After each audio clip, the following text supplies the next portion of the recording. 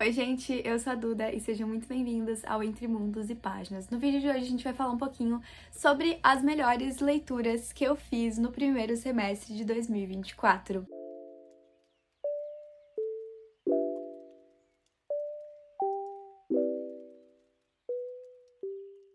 Antes de mais nada, já se inscreve no canal se ainda não é inscrito, deixa o like, compartilha o vídeo com os amigos, ativa o sininho pra ficar por dentro de todas as novidades e sintam-se livres também pra comentar aqui embaixo o que vocês quiserem. Como prometido, então, estou aqui pra falar sobre as melhores leituras que eu fiz nesses primeiros 6 meses de 2024.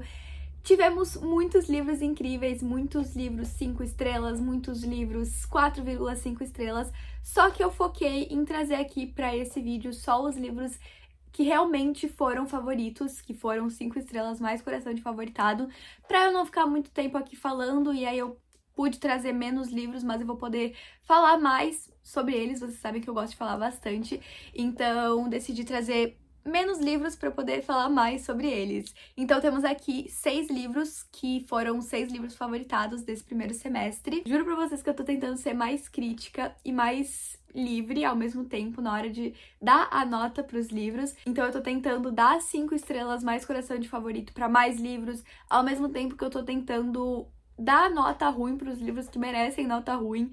Então aqui temos 6 livros. Teoricamente, se a gente for dividir, vai dar um livro favorito por mês. É pouco, tá, gente? É pouco. Eu ainda tenho esse receio de dar esse coração de favorito. Não sei por quê. Eu fico pensando, será que esse livro merece mesmo entrar nessa lista? E aí, no fim, eu acabo dando só 5 estrelas, por mais que no fundo do meu coração eu saiba que ele merece um coração de favorito. Mas enfim, sem mais delongas, vamos para os livros. Eu já falei pra vocês, né, que eu tô muito nessa vibe de romances, principalmente romances únicos, a maioria dos romances são livros únicos. Então aqui nesta pilha temos só uma fantasia, e é uma fantasia que nem é tão focada na fantasia, e sim no romance e na interação dos personagens, enfim, não tem tanta fantasia, não é uma fantasia muito pesada. E aí o resto é tudo romance, principalmente romance hot, mais 16, mais 18. Mas enfim, vamos começar. Eu vou começar então com essa fantasia, já que eu já tô falando dela, que é o livro Assistente do Vilão. Eu acho que é o primeiro... Eu fiz vlog de leitura aqui pra vocês, se eu não me engano, é o primeiro vlog que eu gravei esse ano pra vocês. E que leitura maravilhosa! É um livro grande de fantasia. Quando eu vi que tinha esse número de páginas, eu pensei, putz, deve ser uma fantasia muito descritiva, uma fantasia mais enrolada, mais elaborada, com deuses, história, muita magia. Mas não, gente, a fantasia fica meio esquecida ao longo dessa história. É uma fantasia bem clichê, bem levezinha, inclusive indico pra quem tá querendo começar a ler fantasias e não sabe por onde começar, não comece, quer dizer, até dá pra começar com Sarah J Maas, eu meio que comecei com Sarah J Maas, mas eu acho que essa aqui vai ser muito melhor pra sua experiência. A fantasia é bem clichê. O que eu quero dizer com isso é que a gente tem as coisas básicas. A gente tem poções mágicas, a gente tem animais falantes, a gente tem dragão, sabe? É uma coisa muito, muito fácil de entender. A construção de mundo aqui não é uma coisa muito elaborada, com 1001 reinos, 1001 reis e rainhas, e poderes diferentes, e tipos de criaturas, e féricos. Não, é uma coisa muito simples, gente. Tanto que a gente tem um mapa aqui, olha, bem simplesinho, nada muito. Tem um castelo, um rei, e é isso, por enquanto. Não sei se a autora vai expandir esse universo, mas é uma coisa muito simples de entender. Não tem grandes explicações mirabolantes igual Sarah J Maas, sabe? Que tem capítulos e mais capítulos descrevendo a história de como o mundo foi criado, de como os deuses e sei lá do que, do caldeirão, e dos poderes, e dos féricos, e da guerra, de sei lá de que ano. Não, aqui a gente não tem nada disso. Basicamente, vou falar um pouquinho da história. A gente tem a Ivy e ela tá em busca de emprego porque ela tem que sustentar a família dela. Então, certo dia ela tá aí no bosque e ela acaba esbarrando com um cara que tá fugindo dos guardas reais. E aí ela acaba meio que sem querer fugindo junto com ele, ajudando ele a fugir. E aí depois de um tempo ela descobre que ele é o vilão, o cara mais temido pelo reino, pelo rei também. O rei tá caçando ele há muitos anos.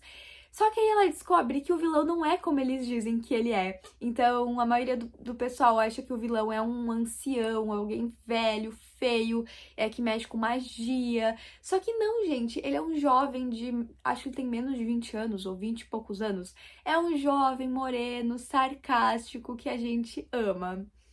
Eu já me apaixonei por ele desde a primeira vez, desde que ele abriu a boca pela primeira vez.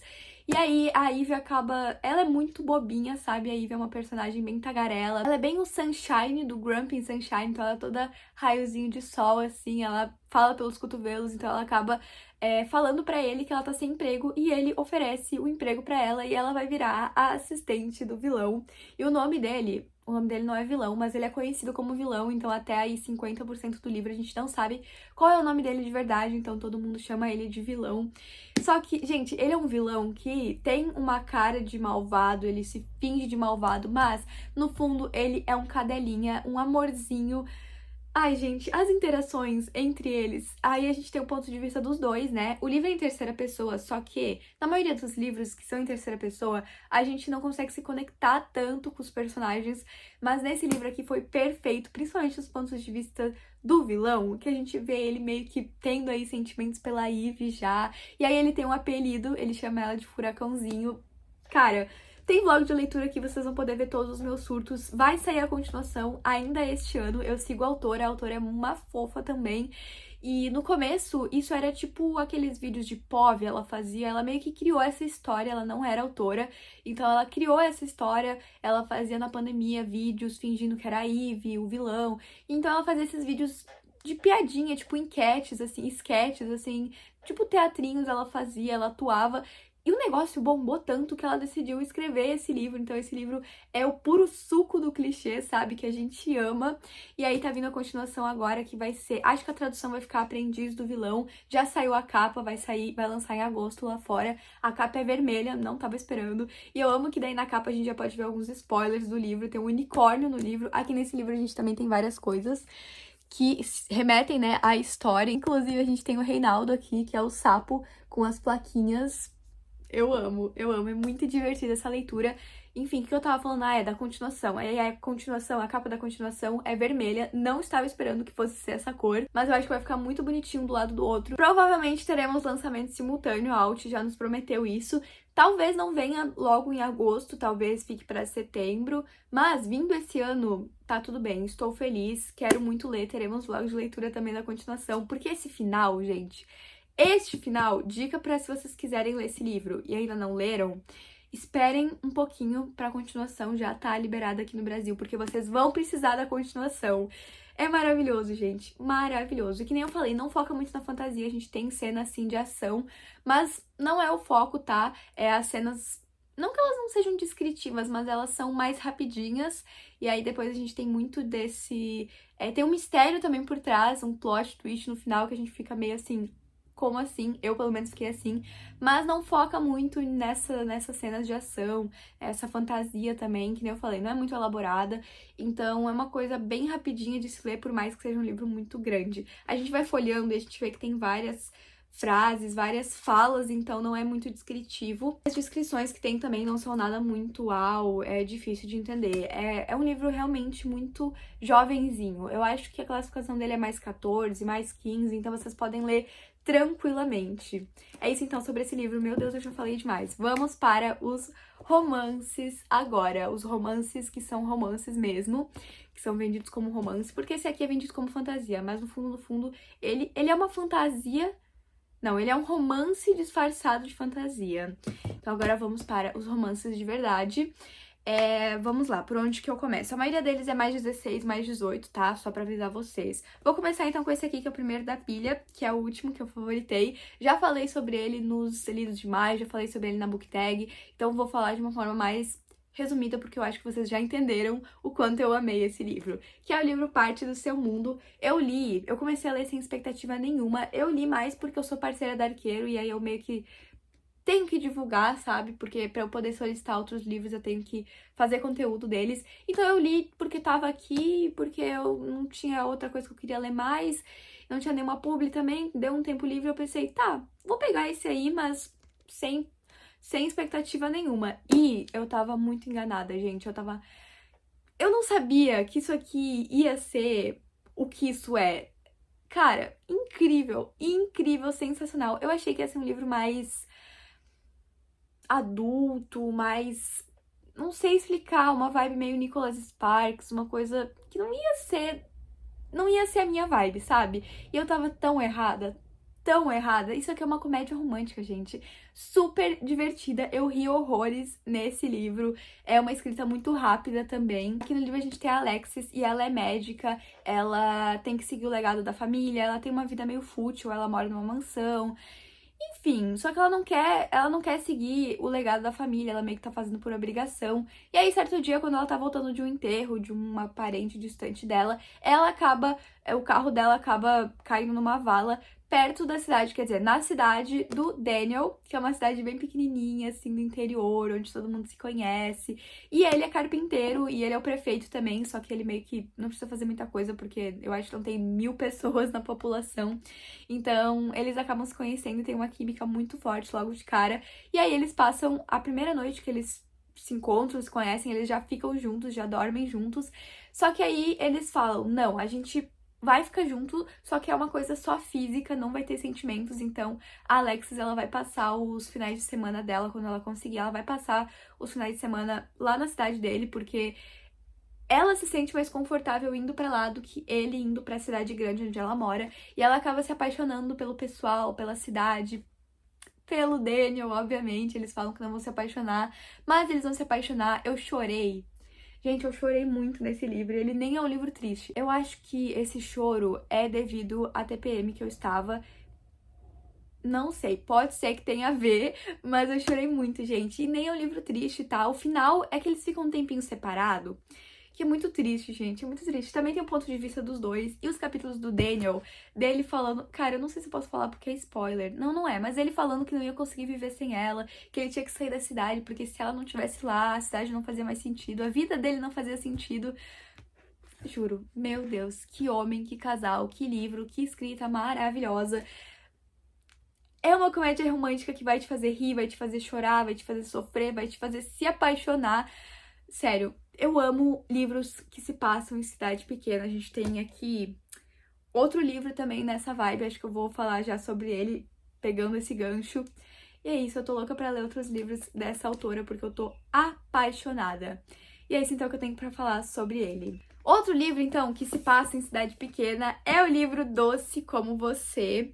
Eu recebi em parceria com a editora VR, eu fiquei muito feliz quando esse livro chegou aqui em casa. Era um livro que tava bombando muito lá fora, só que eu não conhecia ele antes da editora me mandar um e-mail, e eu amei a capa. Só pela capa eu já ia solicitar, e aí eu lembro de ter lido a sinopse com a minha mãe do lado, e aí eu falei pra ela, mãe, olha que livro incrível. Eu preciso desse livro. Então eu solicitei na hora, eu fiquei muito feliz quando ele chegou aqui em casa. Quando ele chegou aqui em casa, ele já furou a fila. Eu tinha muitos livros pra ler, muitos outros livros de parceria, de, enfim, outras coisas aí. E esse aqui furou a fila completamente, eu já fui correndo ler ele. Inclusive, esse aqui sempre vai ter um espaço muito especial no meu coração, porque eu lembro de ter lido quando eu comecei a faculdade. Foi na primeira semana de faculdade, então eu levei esse livro junto. Então eu também tenho aí um carinho por esse livro por causa disso, e também porque o livro em si é maravilhoso. Aqui no livro a gente tem a Shai, e ela acabou de ser largada, literalmente quase que no altar, na verdade. Então o noivo dela liga e diz que não quer mais casar com ela, e ela vê o mundo dela meio que desabando. Ela vai morar com a amiga dela. Ela tá no fundo do poço quando ela recebe uma ligação de um advogado da tia-avó dela, se não me engano, que faleceu, e ele diz que ela herdou as terras da tia-avó dela, a fazenda de tulipas dela. E a Shai fica meio assim surpresa no início, porque essa tia-avó tinha outros familiares mais próximos que ela poderia ter deixado essa herança. E aí ela fica assim, nossa, por que ela deixou pra mim? Só que a Shai tem uma forte ligação com essa fazenda, porque a Shai viveu a infância dela lá, é uma cidade muito pequenininha, então ela ficou no ensino médio, ensino fundamental lá, se não me engano. Enfim, ela cresceu lá nessa fazenda com a tia-avó, então ela só pode herdar essa fazenda com uma condição. Ela tem que estar casada dentro de um ano depois que o advogado dá esse aviso pra ela, diz que ela vai ficar com as terras, ela tem um ano pra estar casada. E aí ela pensa, não, eu não vou me casar de novo, não tem chances disso acontecer depois do trauma, né? do último noivado, do único noivado da vida dela.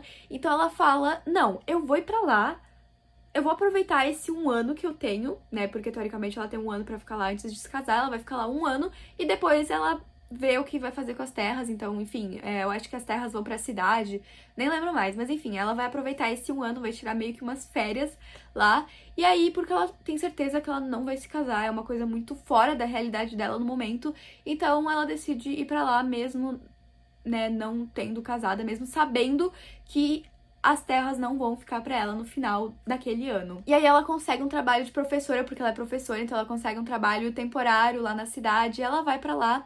E logo no primeiro dia, quando ela chega lá, ela esbarra com o Noah, que era um amigo dela na adolescência, eles eram muito, muito amigos. Só que o Noah, ele era muito diferente quando ele era adolescente, ele era meio excluído, meio nerd, retraído, e agora ele virou um homem dono de uma fazenda. Ele é até um pai, inclusive, na verdade ele não tem uma filha, é a sobrinha dele, mas ele meio que tá com a guarda dela, tem que cuidar por causa de uns rolês que aconteceram aí, que vocês vão ter que ler pra descobrir. Então ele tá completamente diferente, ela demora pra reconhecer ele, e logo de cara a gente também tem o ponto de vista do Noah, que eu acho incrível. Então logo de cara a gente vê que ele tinha sentimentos por ela quando eles eram menores, então ele logo volta a ter esses sentimentos, ele nunca parou de ter esses sentimentos, mas enfim. Gente, é muito fofo, porque a sobrinha do Noah foi um ponto muito alto desse livro. Ela é muito, muito engraçada. Ela é muito desbocada, eu acho que ela tem aí 6 anos, 5, 7, 8, não lembro realmente, mas ela é muito engraçada. Toda cena que ela aparecia, eu morria de rir. Então, é um livro adulto, digamos assim, tem cenas hot, só que não é o foco do livro, a gente tem essas cenas muito bem colocadas ao longo da história, tanto que vocês podem ver que só acontece depois realmente de 50%, então tem um sentido pra história essas cenas, não é só colocado ali de qualquer jeito. E eu amei, gente, eu amei. É um livro, então, adulto, os personagens são adultos. E aí, só que tem essas cenas de descontração, é uma leitura leve, o livro é gigante, só que eu mal vi as páginas passando, porque realmente é muito divertido, muito fluido. E outra coisa importante pra história é que o Noah acaba descobrindo que a Shai precisa estar casada pra herdar as terras, e ele se oferece pra casar com ela. E aí ele fala assim, não, a gente casa e aí tu me dá uma parte das tuas terras. Ele meio que oferece pra se casar com ela, enfim, só por questões de negócios, pra ele ter um pedaço da terra dela e tudo mais. Só que no fundo a gente sabe, como a gente tem o ponto de vista dele, a gente sabe que não foi por isso que ele ofereceu casar com ela. E aí eles acabam se casando. Esse casamento por conveniência acontece mais pro final do livro, demora um pouco, mas que nem eu falei, não é cansativo em nenhum momento essa história. É incrível, gente. Tem todos os clichês que eu mais amo. E não sei, acho que é isso que eu tenho pra falar sobre ele, sem dar muito spoiler. Eu vou ler uma frase aqui pra vocês. Deixa eu ver. É logo no primeiro capítulo, quando eles se encontram, que é no ponto de vista do Noah. Ele fala assim, ó, ele pensa, no caso, a porra da Shai Zucone, na minha cidade, na minha fazenda, e ela não se lembrava de mim. É muito bom, gente. Ó, aqui atrás tá escrito: uma noiva abandonada e sem rumo, um pai solo que não planejou ter uma filha, 1 ano para se casarem, ou ela perderá a fazenda da família. Acho que isso aqui já descreve muito da história. Mas é isso, gente. É muito lindo mesmo. E os hots de milhões. De milhões. Vamos então para o próximo livro. Temos mais 3 livros pra falar. Já estou aqui falando demais. Vamos lá. O próximo então que eu tenho pra falar com vocês é Os Números do Amor. Esse aqui também eu acho que ele lançou lá em 2022, se eu não me engano. Não via muito pessoal falando, eu acho que eu até via, só que era quando o livro tinha outra capa, e eu não associei que era o mesmo livro. Eu comprei esse aqui numa promoção que a Paralela fez, a editora Companhia das Letras, na verdade, no geral, fez uma promoção. Eu acho que se comprava mais de... Não lembro como era, eu acho que se dava mais de R$ 400 a compra. Não, R$ 400 não. Eu sei que era um cupom de 50% de desconto, só que eu acho que daí tinha que comprar mais de R$ 100. Acho que era mais de R$ 100. E aí a compra ficava R$ 200, e aí baixava pra R$ 100. Acho que era... Não sei, não lembro, mas eu consegui pagar metade do preço nesse aqui. E aí todos os livros que eu comprei, eu lembro que eu comprei 8 livros, primeiro 4, depois outros 4, e foram livros que saíram assim, por volta dos 20, 19, 25, não sei, no máximo R$ 30. Eu comprei muito livro da Taylor Jenkins Reid também. Tô louca pra eles lançarem um cupom assim de novo, porque tem muitos livros deles que eu tô louca pra comprar. No caso, não foi na Amazon, isso foi direto no site da editora, então é bom ficar de olho nas redes sociais das editoras, da Seguinte, da Suma e da Paralela, porque de vez em quando eles lançam esses cupons.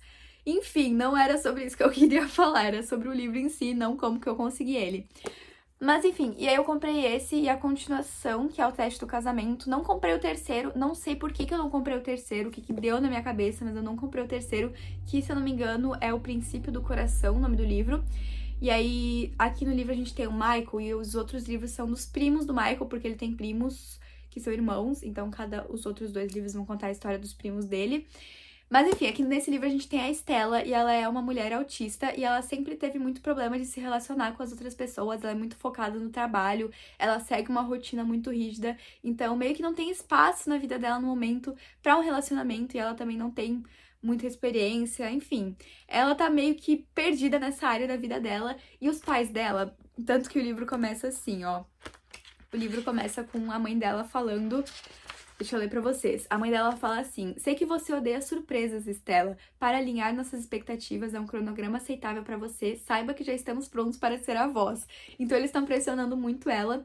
E aí ela decide num surto assim, meio que contratar um acompanhante que é o nosso protagonista, o Michael, e logo no primeiro capítulo, nas primeiras páginas que eles se encontram, eles já vão para um hotel, já começa ali a esquentar a coisa, só que aí ela meio que entra em pânico e ela conta que tem problemas de se relacionar e tudo mais, e ele é meio que um teste pra ela, e aí ele fica meio assustado, porque é um momento, uma situação muito delicada, ele tem essa pressão de ensinar ela as coisas, e aí não acontecem tantas coisas nessa noite, e o Michael meio que decide pular fora dessa situação, porque ele não é pago pra isso, ele é pago realmente pra passar a noite, dormir com as mulheres e não pra ensinar ela outras coisas, enfim.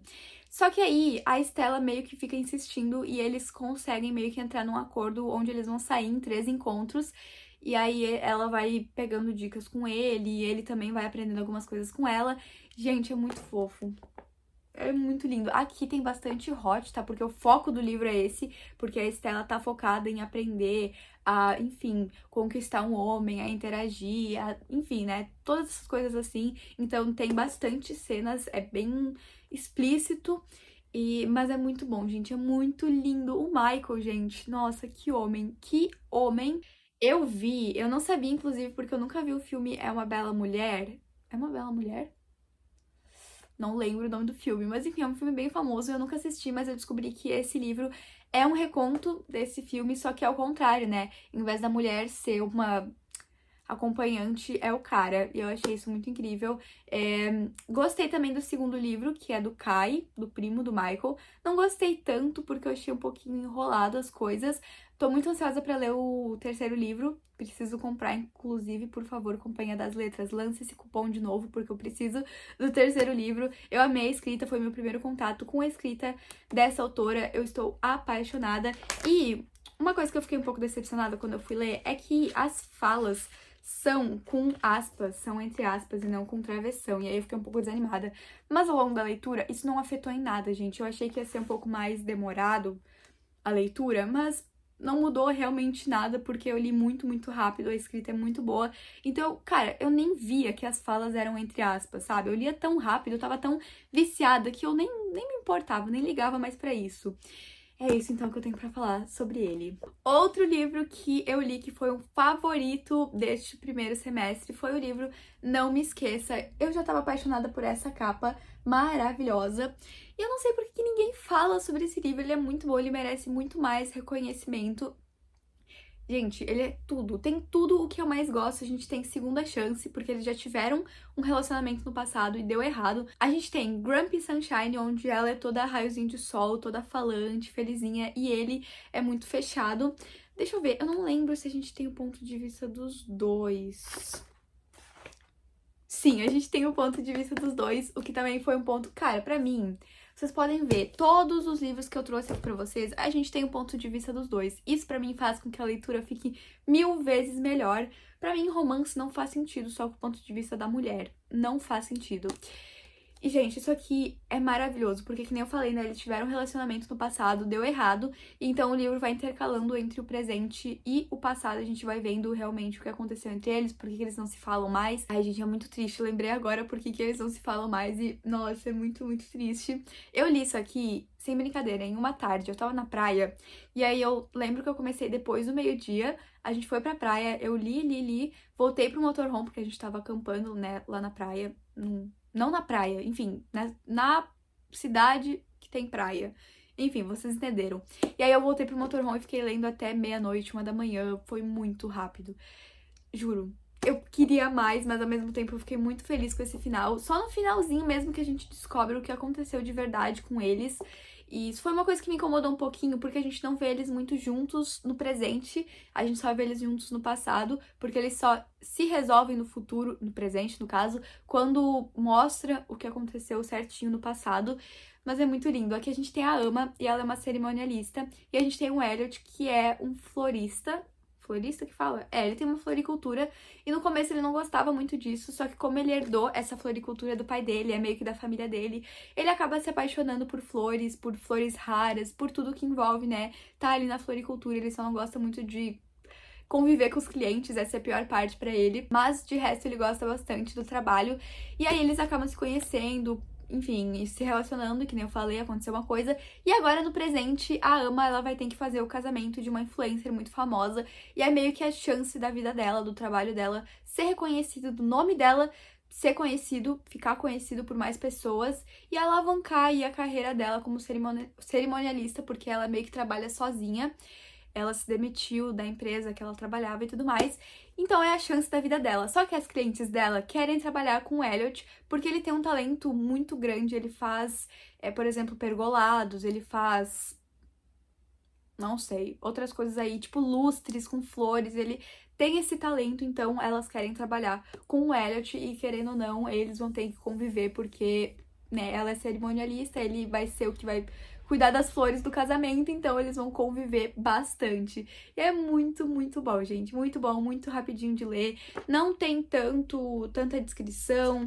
É engraçadinho também, porque a Ama é uma protagonista bem divertida, mas ao mesmo tempo não é chata, não fica chata. Geralmente, quando as autoras fazem protagonistas divertidas e atrapalhadas e engraçadas, às vezes elas ficam um pouco forçadas e chatas, mas nesse livro não ficou de jeito nenhum. E é isso, eu acho que eu tenho pra falar sobre ele. A gente também tem alguns hots muito bons. E é isso, vamos agora para o último livro, então, deste vídeo. E é o livro Amor nas Entrelinhas, o primeiro livro da trilogia dos Bilionários de Dreamland. Já li o segundo livro também, que é Termos e Condições para o Amor. Não li o terceiro, que é Oferta Final para o Amor, se eu não me engano, acho que é assim o nome. E eu tô muito ansiosa pro terceiro livro. Eu acho que o terceiro livro não vai ser tão bom quanto esse primeiro, mas eu acho que vai ser melhor do que o segundo. Gostei bastante do segundo, mas não foi tão bom quanto esse aqui. Então eu acho que o terceiro livro vai ficar nesse meio termo, sabe? Vai ficar, então, depois o terceiro e depois o segundo.